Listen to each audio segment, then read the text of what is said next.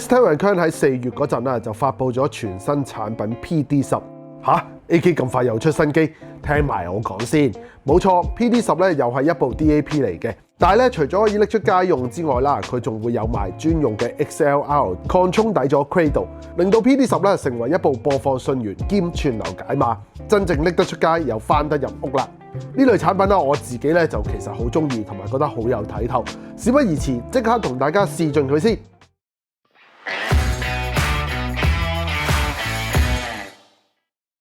大家好，我係歡迎嚟到 FIFA3.com。咁喺正式開箱之前，提大家，如果想接收最新嘅影音資訊、產品評測或者教學影片嘅朋友咧，記得訂閱我哋 FIFA3.com 嘅 YouTube channel，follow 我哋 IG 同 like 我哋 Facebook， 有最新嘅影音資訊會呢 social level 同大家分享嘅。如果中意呢條片就記得 CLS comment like 同埋 share， 因為呢3部曲令到呢條片推送俾更多人睇。唔該晒大家先。係啦，咁今日就同大家試玩啦，就係咧 ST Encounter 最新推出嘅 PD10 加埋啦佢哋嘅 Cradle 專用底座嘅產品啊。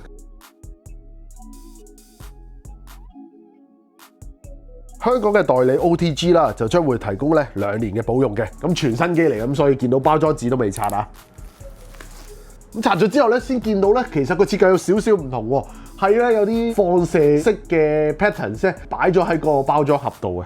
咁然後咧，你就會見到上邊就係 PD10 加佢哋呢個 Cradle 呢個專用底座嘅型號啦 ，difference in sound quality 啊，有幾 difference 咧？咁由背面咧就有呢個產品嘅一啲 spec 嘅規格啦、型號啦，同埋咧繼續保持住喺韓國度生產嘅。咁究竟咁大盒嘢有啲咩喺裏邊嘅咧？我都好想知。打開完個外盒就會有 ST Encounter 嘅全寫喺呢一度啦。哦，原來係咁嘅。咁簡單去諗咧，就係一個 bundle set 嚟嘅。咁首先咧就係 PD10 啦，咁同埋咧 Cradle 呢一個底座，其實係2盒嘢嚟嘅。我手上就係 PD10，咁都係一部 DAP 嚟嘅。打開咗盒之後咧，繼續係一個咁嘅鮮紅色嘅設計啦。咁當然啦，就係繼續啦，會有 PD10 專用嘅皮套啦，側邊亦都會已經有晒 tailor-made 咗嘅掣俾你去撳啦。下邊亦都會有 Type C 嘅充電嗰個窿啦。咁另外呢邊咧，亦都有個實體鍵嘅開窿喺呢一度。呢個皮套裏邊咧，就將會有 Quick Start Guide 同埋呢個保用證啦。好，咁之後咧就到 PD10 嘅真機啦。咁喺唔裝皮套之下啦，你可以見到部機咧係金屬感係非常之重嘅一部產品嚟啊。咁側邊咧就有個撥鍵啦。咁由機頂咧就有個電源掣啦，4.4mm 嘅 balance 嘅輸出啦，同埋3.5mm 單端嘅輸出嘅。好，咁之後我哋着一着機啦。咁開機嘅時候就會見到 ST Encounter 嘅品牌標誌啦，都會支援到正體中文噶啦。然後上邊着咗機之後咧，你會見到有盞燈號標示翻㗎。好，咁之後點樣裝個皮套落去咧？其實就係好簡單嘅啫。咁非常完美啦，咁可以保護翻部機啦。當然有 AK 自己嘅 Type C 去 Type C 嘅線啦。Micro SD card 嗰個 cover 已經有跟機嘅保護貼啦，同埋 Roon 嘅試用啊，同埋 Native DSD 嘅一啲購買嘅優惠啦。睇埋佢個 Cradle 嘅設計係點啦，咁就會有條咧 Type C 去 Type C 嘅線嘅。之後咧就會見到 Cradle 個真身啦。其實咧佢有啲似一個充電座噶啦。咁呢個就係裝 PD10 落個 Cradle 之後咧，嗰個最終形態係咁樣，就唔係一個無線充電嘅設計嚟噶。好，咁之後後邊係點咧？佢接駁端子好簡單嘅啫，就係有2個 XLR balance 嘅輸出，同埋咧有個 USB 嘅供電，就係 Type C 嘅接頭嚟噶啦。咁除咗可以插電之外咧，其實亦都可以過 data 嘅。個 Cradle 就係咁樣噶啦，非常簡單。但係咧，其實個做工咧都係好紮實嘅，都係一個金屬嘅做工啦。然後亦都有防滑嘅 pattern 咧，俾你裝咗部機之後咧，唔會移嚟移去咧，影響咗你個接駁噶啦。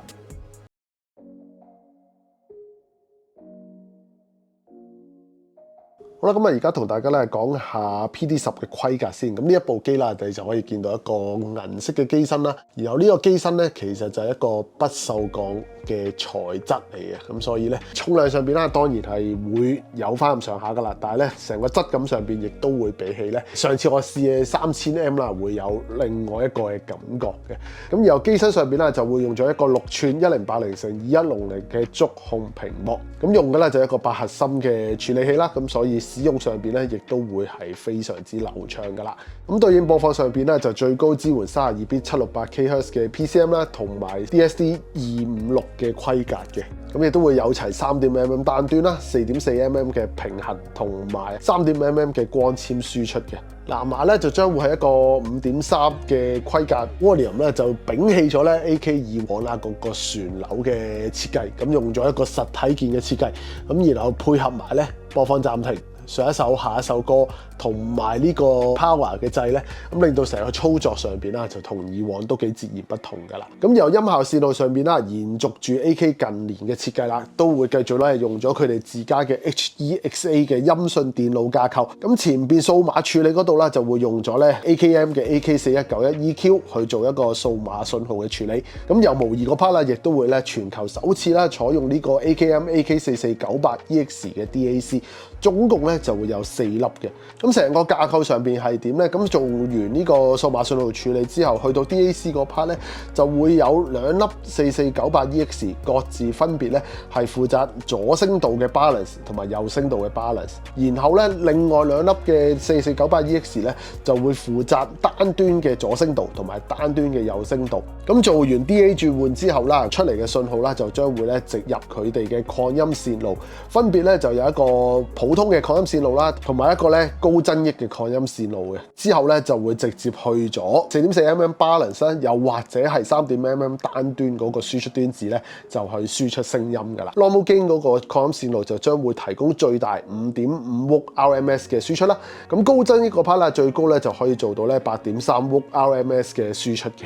咁而呢個 Cradle 啦，除咗可以直接駁到呢個 Active 喇叭之外啦，咁亦都因為咧呢一部 PD10 可以 set 做呢個 Line Out 嘅關係咧，咁所以其實可以咧配合一個擴音機，又或者係咧前後級咁再去驅動唔同嘅喇叭，真正咧融入翻兩聲道系統裏邊啦。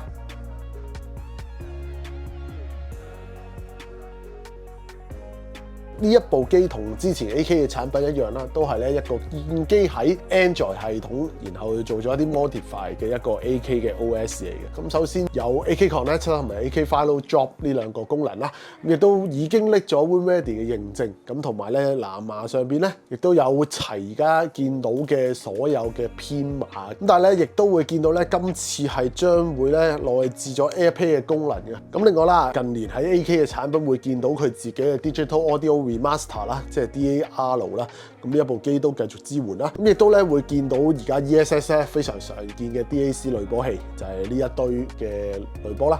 咁另外呢一部機亦都有 CrossFit 嘅功能啦。同埋咧，其實係可以做到 Line Out 嘅。咁由呢個 Line Out 上邊啦，亦都咧有唔同嘅電壓輸出俾你去設定翻。呢一部機其中一個新增嘅功能咧，就係有一個 Smart 嘅 Amplifier 嘅功能嘅。咁呢個功能咧就係咧，佢會自己 detect 咗你連接嗰個耳機嗰個阻抗，然後咧自己去調節翻嗰個輸出嘅增益嘅。咁嗰條尺咧就係32盎司，低於32盎司就會用一個 normal 嘅增益，然後高過32盎司就會有一個高嘅增益。咁當然啦，你亦都可以自己手動去設定啦。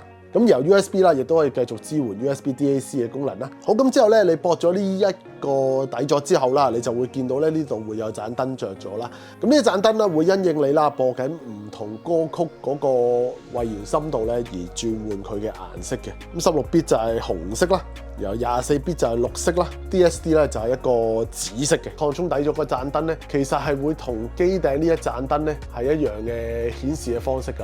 咁另外咧亦都會繼續支援咗 Open Service 呢一個功能啦，咁就可以咧俾你 download 唔同嘅串流平台咧，然後喺呢度直接就 log in 翻你嘅 account 去使用啦。見到呢度會多咗個 XLR 嘅選項嘅，係啦。咁撳咗之後咧，你就會見到咧佢會透過呢個底座嘅 XLR 咧去輸出音訊嘅。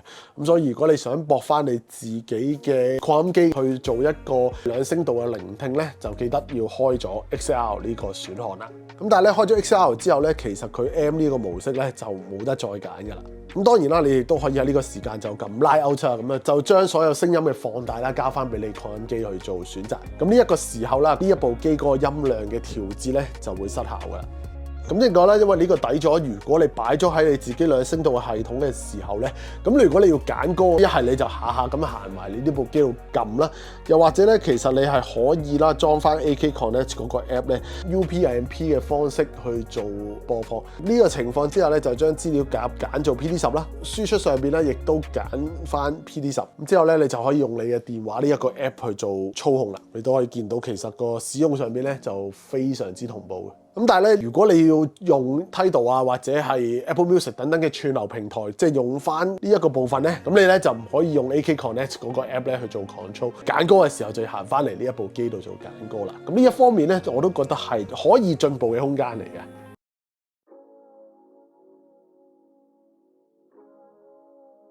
咁先講下佢嘅推力先。咁今次啦，我就一樣用晒手上啦幾對嘅入耳式耳機同埋頭戴式耳筒啊。咁籠統啲咁講啦，佢咧係有份 High Gain 嘅耳擴嘅。咁應付多單元 Hybrid 嘅耳機嗰陣啦，自然就唔會話有太大嘅難度啦。咁但係咧配搭呢個頭戴式耳筒嗰陣咧，音量輸出啦，始終咧要校得比較大啦，先會夠音壓同埋動態。不過咧都可以話係預計之中㗎啦。咁咧，但係一部 DAP 去評價佢好與壞啦，當然啦，就唔係淨係講佢嘅推力嘅啫。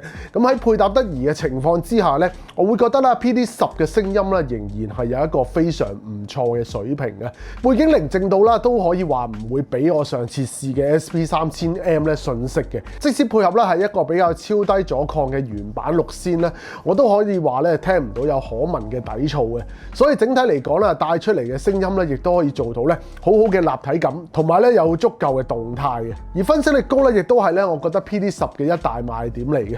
清晰嘅細節定位啦，同埋大細聲嘅呈現咧，都係好有水準。但係咧，亦都唔會有太過銳利嘅線條同埋過於綿密嘅細節啊，仍然係咧有足夠嘅音樂感，令到你咧可以投入喺聽歌當中。而佢喺樂器啦，例如鋼琴啊、管樂器啊等等嘅高音嘅部分咧，亦都會有一份咧獨特嘅通透感帶到出嚟啊！相信呢一部分咧，亦都係受惠咗佢不鏽鋼材質嘅機身。始終玩機身材料去校聲咧 ，Estelle & Kern 呢一個品牌啦，可以話咧已經係玩到爐火純青㗎啦。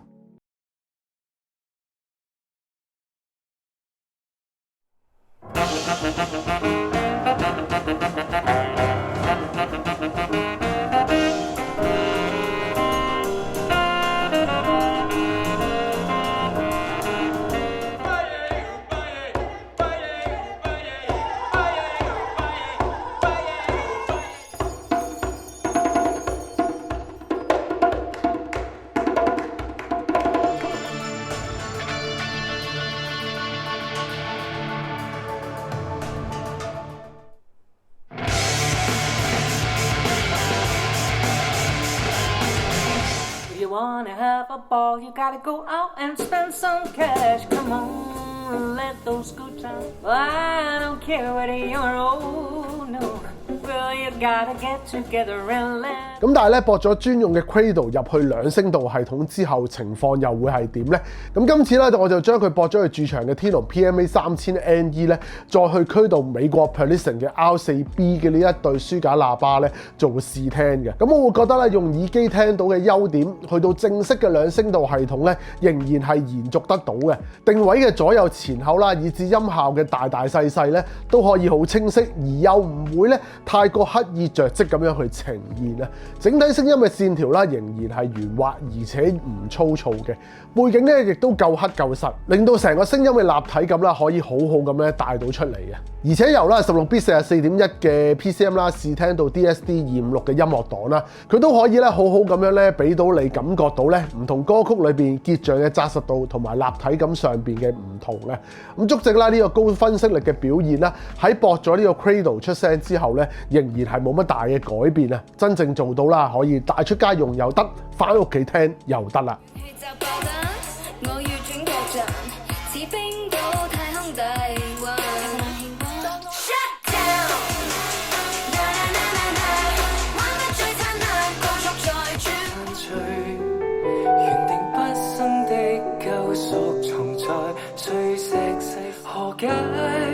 常有數之不盡遺下的心際，只有忽然拳頭的是我的一對手，誰自願獨立於天地，痛了也讓人看。無需要快樂，反正你一早枯死，從未來再見，遺憾舊時不太會戀愛。